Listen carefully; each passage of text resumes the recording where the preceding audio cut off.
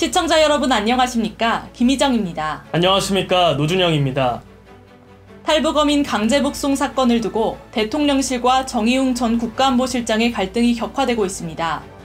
양측의 주장이 엇갈리면서 진실게임 양상을 보이고 있는데 여당이 특별검사, 국정조사를 주장하고 야당은 이를 정치공세라고 비판하고 있습니다. 먼저 탈북어민들의 귀순 의사 여부에 대한 입장이 엇갈리고 있습니다. 정 전 실장은 탈북어민들이 우리 해군에 납포돼 동해항으로 오는 과정에서 귀순 의사를 전혀 밝히지 않았다고 주장했습니다.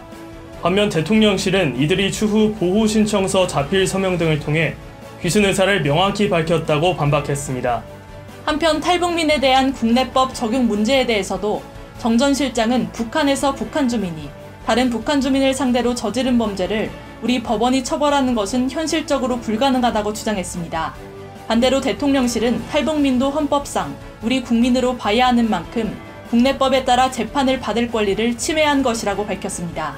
또 다른 쟁점으로는 조사 과정의 조기 종료 문제가 있는데요. 대통령실은 보통 한두 달 걸리는 귀순자 검증 과정을 문재인 정부가 2, 3일 안에 종료한 것은 합동조사를 부실하게 시행한 증거라고 지적했습니다. 이 시각 주요 뉴스입니다. 이재명 의원이 17일 더불어민주당 당대표 출마를 공식 선언했습니다. 이 의원은 이날 오후 2시 국회에서 기자회견을 열고 당의 어려움을 외면하지 않고 민주당을 사랑하는 국민과 당원의 뜻을 모아 새로운 민주당, 이기는 민주당으로 만드는 것이 진정 책임지는 행동이라 믿는다며 출마를 선언했습니다.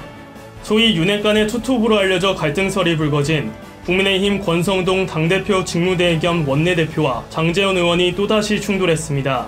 장 의원은 권성동 대행의 최근 발언과 관련해 권 대행은 이제 집권 여당의 대표로서 막중한 책임을 감당해야 하는 자리에 있다는 사실을 잊지 않길 바란다고 비판했습니다. 울산의 한 아파트에서 8살 남자아이를 물어 크게 다치게 한 개에 대한 안락사 절차가 보류됐던 가운데 경찰이 이를 다시 추진하기로 했습니다.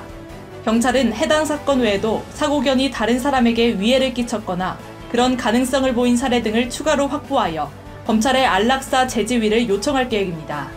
인하대 캠퍼스에서 동급생인 여학생을 성폭행한 뒤 건물에서 추락해 사망하게 한 남학생 A씨가 중간간치사 혐의로 구속됐습니다. A씨는 경찰 조사에서 여학생이 건물에서 떨어져 사망한 사실은 인정하면서도 여학생을 고의로 밀진 않았다고 주장하고 있습니다. 정부가 여행자 휴대폰 면세 한도를 현행 $600에서 $800로 올리기로 했습니다. 추경호 경제부총리는 코로나19로 어려움을 겪어온 관광산업 지원을 강화하기 위해 2014년 이후 고정돼 있는 여행자 휴대폰 면세 한도의 상향 조정을 검토하고 있다며 이같이 전했습니다. 러시아의 우크라이나 침공 이후로 거침없이 오르던 국제유가가 경기 침체 우려와 함께 2주 연속 하락세를 보이고 있습니다. 국내 휘발유 경유 가격은 정부의 유류세 추가 인하와 국제유가 하락세에 힘입어 당분간 내림세를 보일 것으로 예상됩니다. 2분기 실적 발표 시즌을 앞두고 증권사들이 국내 기업의 목표 주가를 하향 조정하고 있어 하반기 증시 전망이 어두워졌습니다. 17일 FN 가이드에 따르면 목표가가 하향된 종목은 126개, 보고서는 273건에 달했습니다. 업종별로는 건설, 인터넷, 게임 업종을 중심으로 부정적 전망이 크게 반영됐습니다. 김연아와 함께 한 시대를 풍미했던 일본 전 피겨 국가대표 아사다 마오가 한국에서 사망했다는 가짜뉴스가 주말 동안 온라인에 퍼져 소동이 일었습니다. 40만 명이 넘는 조회수를 기록하며 구글 인기 급상승 검색어에는 아사다 마오의 이름이 오르기도 했습니다. 삼성증권이 판매한 연 4%대 특판 채권이 삼성증권 모바일 앱 엠팝에서 판매 개시 27분 만에 매진됐습니다. 삼성증권이 판매한 채권은 KB금융지주, 우리은행, 농협은행 3종으로 모두 선순위 채권입니다.